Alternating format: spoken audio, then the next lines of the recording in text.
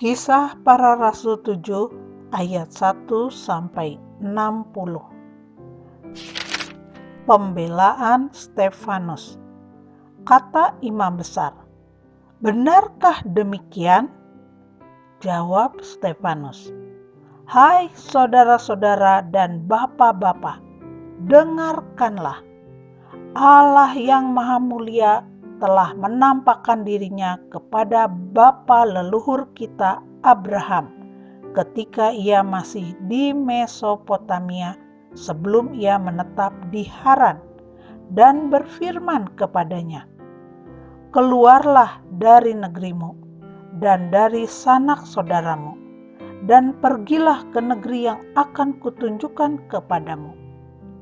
Maka keluarlah ia dari negeri orang Kasdim, lalu menetap di Haran, dan setelah ayahnya meninggal, Allah menyuruh dia pindah dari situ ke tanah ini, tempat kamu diam sekarang. Dan di situ Allah tidak memberikan milik pusaka kepadanya, bahkan setapak tanah pun tidak, tetapi ia berjanji akan memberikan tanah itu kepadanya menjadi kepunyaannya dan kepunyaan keturunannya, walaupun pada waktu itu ia tidak mempunyai anak.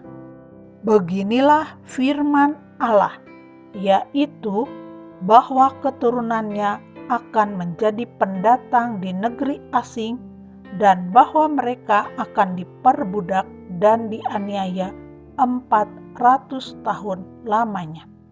Tetapi bangsa yang akan memperbudak mereka itu akan kuhukum, firman Allah, dan sesudah itu mereka akan keluar dari situ dan beribadah kepadaku di tempat ini. Lalu Allah memberikan kepadanya perjanjian sunat, dan demikianlah Abraham memperanakan Ishak, lalu menyunatkannya pada hari yang ke-8, dan Ishak memperanakan Yakub, dan Yakub memperanakan ke-12 bapa leluhur kita. Karena iri hati, bapa-bapa leluhur kita menjual Yusuf ke tanah Mesir, tetapi Allah menyertai dia dan melepaskannya dari segala penindasan serta menganugerahkan kepadanya kasih karunia dan hikmat ketika ia menghadap Fir'aun, raja Mesir. Fir'aun mengangkatnya menjadi kuasa atas tanah Mesir dan atas seluruh istananya. Maka datanglah bahaya kelaparan menimpa seluruh tanah Mesir dan tanah Kanaan, serta penderitaan yang besar, sehingga nenek moyang kita tidak mendapat makanan. Tetapi ketika Yakub mendengar bahwa di tanah Mesir ada gandum, ia menyuruh nenek moyang kita ke sana. Itulah kunjungan mereka yang pertama.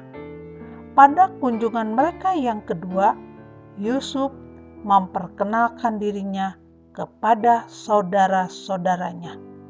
Lalu ketahuanlah asal-usul Yusuf kepada Fir'aun. Kemudian Yusuf menyuruh menjemput Yakub ayahnya dan semua sanak saudaranya, 75 jiwa banyaknya. Lalu pergilah Yakub ke tanah Mesir. Di situ ia meninggal, ia dan nenek moyang kita. Mayat mereka dipindahkan ke Sikem dan diletakkan di dalam kuburan yang telah dibeli Abraham dengan sejumlah uang perak dari anak-anak Hemor di Sikem. Tetapi makin dekat genapnya janji yang diberikan Allah kepada Abraham, makin bertambah banyaklah bangsa itu di Mesir, sampai bangkit seorang raja lain memerintah tanah Mesir, seorang yang tidak mengenal Yusuf.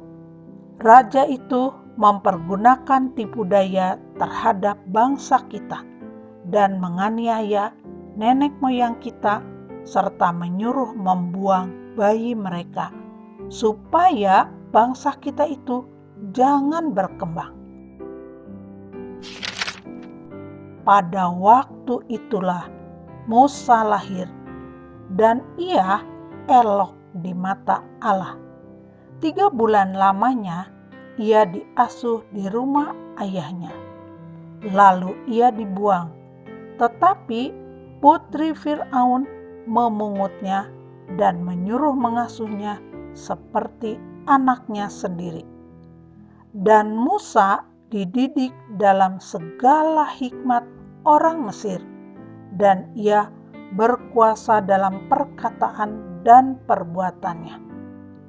Pada waktu ia berumur 40 tahun, timbullah keinginan dalam hatinya untuk mengunjungi saudara-saudaranya, yaitu orang-orang Israel.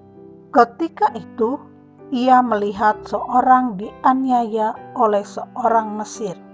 Lalu ia menolong dan membela orang itu dengan membunuh orang Mesir itu.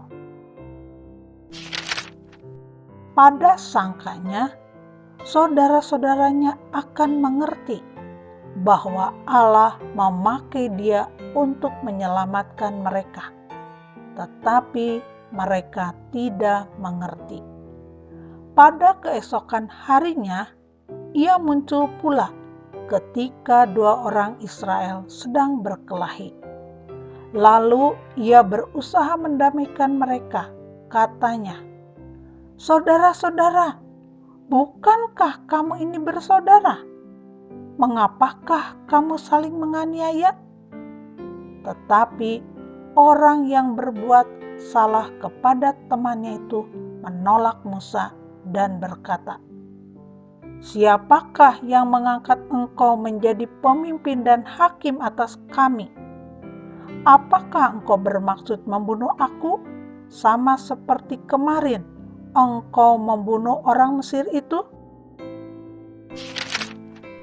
Mendengar perkataan itu, larilah Musa dan hidup sebagai pendatang di tanah Midian. Di situ ia memperanakan 2 orang anak laki-laki. Dan sesudah 40 tahun, tampaklah kepadanya seorang malaikat di padang gurun Gunung Sinai, di dalam nyala api yang keluar dari semak duri. Musa heran tentang penglihatan itu, dan ketika ia pergi ke situ untuk melihatnya dari dekat, datanglah suara Tuhan kepadanya. "Akulah Allah nenek moyangmu, Allah Abraham, Ishak, dan Yakub." Maka gemetarlah Musa, dan ia tidak berani lagi melihatnya. Lalu firman Allah kepadanya, "Tanggalkanlah kasutmu dari kakimu, sebab tempat di mana engkau berdiri itu adalah tanah yang kudus. Aku telah memperhatikan dengan sungguh kesengsaraan umatku di tanah Mesir, dan aku telah mendengar keluh kesah mereka, dan aku telah turun untuk melepaskan mereka. Karena itu, marilah, engkau akan kuutus ke tanah Mesir."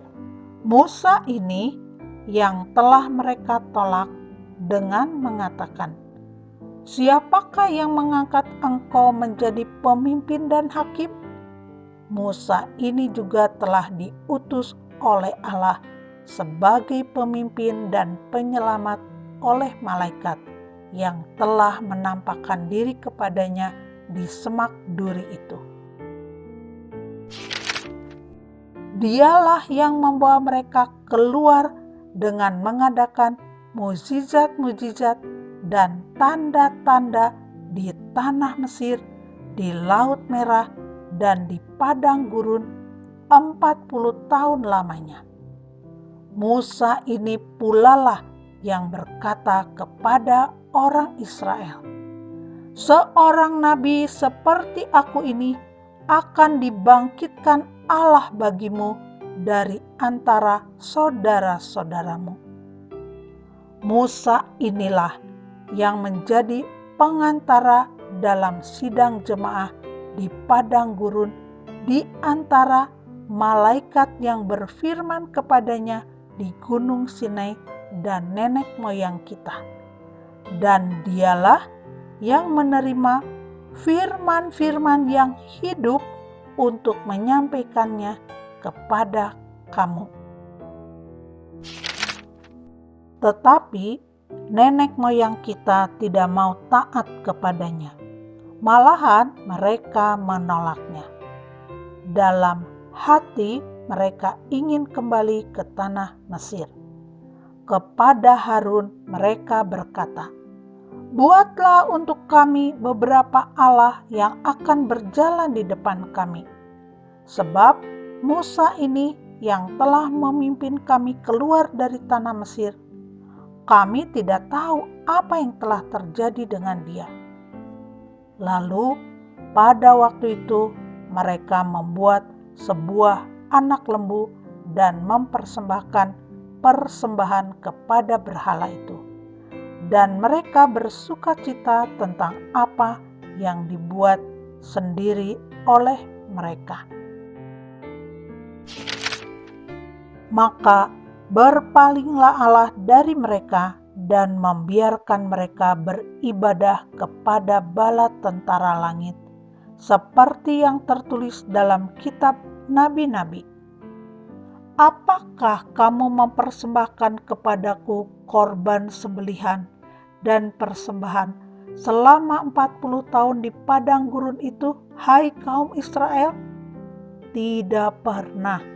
Malahan kamu mengusung kemah Molok dan bintang dewa Refan, patung-patung yang kamu buat itu untuk disembah. Maka aku akan membawa kamu ke dalam pembuangan sampai di seberang sana Babel." Kemah kesaksian ada pada nenek moyang kita di padang gurun, seperti yang diperintahkan Allah kepada Musa untuk membuatnya menurut contoh yang telah dilihatnya. Kemah itu yang diterima nenek moyang kita dan yang dengan pimpinan Yosua dibawa masuk ke tanah ini, yaitu waktu tanah ini direbut dari bangsa-bangsa lain yang dihalau Allah dari depan nenek moyang kita. Demikianlah sampai kepada zaman Daud. Daud telah mendapat kasih karunia di hadapan Allah dan ia memohon supaya ia diperkenankan untuk mendirikan suatu tempat kediaman bagi Allah Yakub. Tetapi Salomolah yang mendirikan sebuah rumah untuk Allah.